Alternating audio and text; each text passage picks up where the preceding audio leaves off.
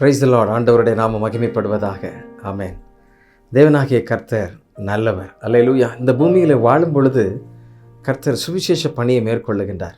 அப்பொழுது ஒரு சமாரியா பெண்ணிடத்தில் போய் தாகத்துக்கு தண்ணீர் தா என்று கேட்க, இது எப்படி ஆகும்? ஏனென்றால் இந்த கிணற்றில் இன்னார் மாத்திரம்தான் அங்கே தண்ணீர் பருக வேண்டும் என்பது இருக்குது.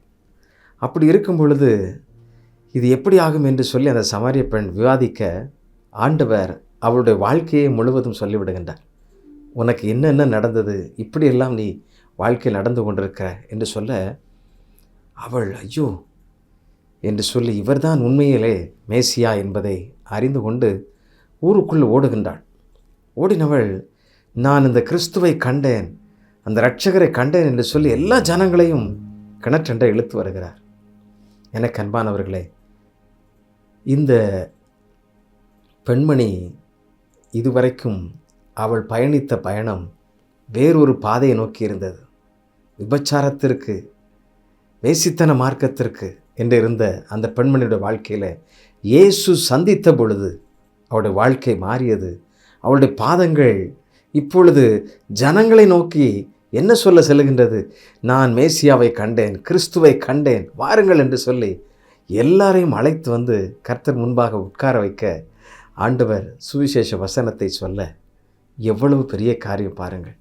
ஆம் பிரியமானவர்களே, இன்றைக்கும் சுவிசேஷத்தை கேட்டிராத ஜனங்கள் நம்முடைய தேசத்திலே கோடிக்கணக்கான மக்கள் உண்டு.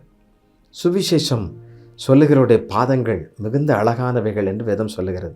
ஏசாயா தீர்க்கதரிசனுடைய புஸ்தகம் 52 அதிகாரம் 7 வசனத்திலே, சமாதானத்தை கூறி நற்காரியங்களை சுவிசேஷமாய் அறிவித்து ரட்சிப்பை பிரசித்தப்படுத்தி உன் தேவன் ராஜரீகம் பண்ணுகிறார் என்று சீயோனுக்கு சொல்லுகிற சுவிசேஷகனுடைய பாதங்கள் மலைகளின் மேல் எவ்வளவு அழகாக இருக்கிறது. ஆம், ஆண்டவர் இப்படிப்பட்ட பாதங்களை தேடுகின்றார். சுவிசேஷத்தை சொல்லுகின்ற மக்களை தேடுகின்றார், மனிதர்களை தேடுகின்றார். கிறிஸ்தவர்களை ஆண்டவர் தேடிக்கொண்டே இருக்கின்றார். இன்றைக்கு அநேகர் இதை மறந்து போயிருக்கிறதை பார்க்கிறோம். ஆம் பிரியமானவர்கள், அவருடைய இறுதி கட்டளை இதுதான். நம்முடைய அப்பா நமக்காக சொல்லி சென்ற இறுதி கட்டளை, இதை நிறைவேற்றுங்கள் என்று சொல்லுகின்றார். செய்து கொண்டே இருப்போம். நாம் பயணிக்கின்ற இடத்துல நாம் இதற்கென்று பிரத்யேகமாக படித்து புறப்பட்டு செல்வோம். கர்த்தருடைய ஆமென் ராஜ்யம் இந்த பூமியில் வரட்டும். அதற்கு நீங்கள் ஆயத்தமாகுங்கள். முடியவில்லை என்றால் நீங்கள் உங்களையே கொடுங்கள், உங்களுடைய பொருளாதாரத்தை கொடுத்து அவன் தாங்குங்கள். சுவிசேஷ பணி தொடர்ச்சியாய் நடக்கட்டும். தெய்வ பணிக்கு இன்றைய காலகட்டங்களில் பல தடைகள் பல்வேறு விதங்களில் வருவதை நீங்கள் பார்த்து கொண்டே இருக்கிறீர்கள். ஆனால் ஒருவரும் கர்த்தருடைய ராஜ்யத்தை, கர்த்தருடைய பணியை தடுக்கவே முடியாது.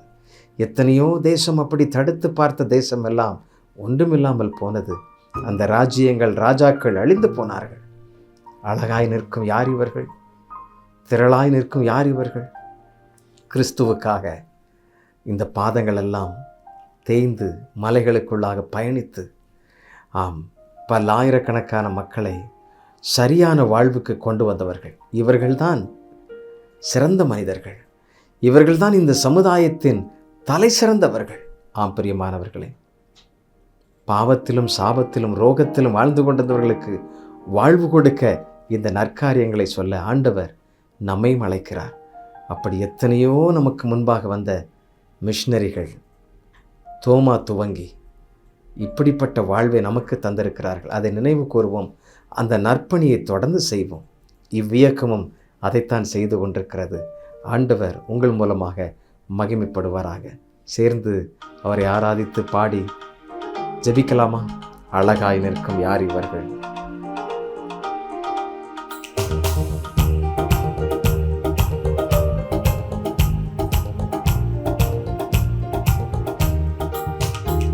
அழகாய் நிற்கும் யார் இவர்கள்? திரளாய் நிற்கும் யார் இவர்கள்? சேனை தலைவராம் இயேசுவின் போர்த்தளத்தில் அழகாய் நிற்கும் யார் இவர்கள்? அழகாய் நிற்கும் யார் இவர்கள்? திரளாய் நிற்கும் யார் இவர்கள்? சேனை தலைவராம் இயேசுவின் போர்த்தளத்தில் அழகாய் நிற்கும் யார் இவர்கள்?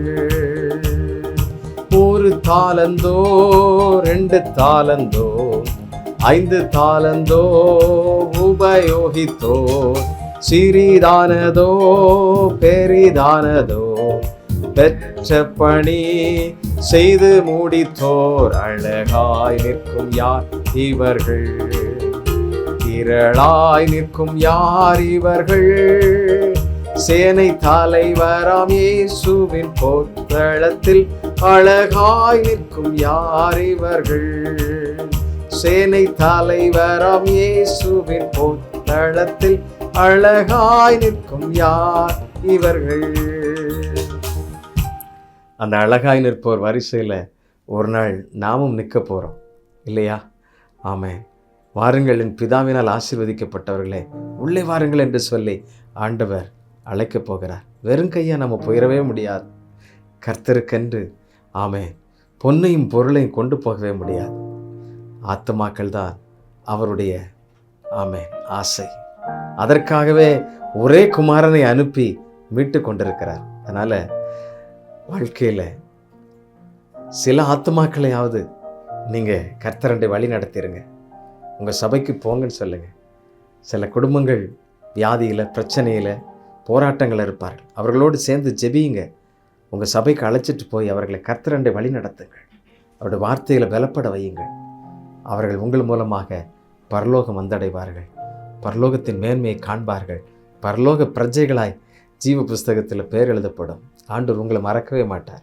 அந்த அழகாய் நிற்போர் வரிசையில் நாம் எல்லாருமே நிற்கணும் அல்லவா? கண்களை மூடி ஜெபிக்கலாமா? அன்புள்ள ஆண்டவரே, வெறுங்கையனாக வெறுமையாக வென்றதை தின்று விதிவந்தால் சாவு என்று சொல்லி அப்படி எங்களுடைய வாழ்வை நாங்கள் ஒருபோதும் எண்ணி விடாதபடி நீர் எங்களுக்கு கொடுத்திருக்கின்ற பொறுப்பை உணர்ந்தவர்களாய், எங்களை ரட்சித்ததின் நோக்கத்தை அறிந்தவர்களாய் புரிந்தவர்களாய் தொடர்ந்து நாங்கள் செயல்பட ஆமென் கர்த்தாவே எங்களுக்கு உதவி செய்யும்.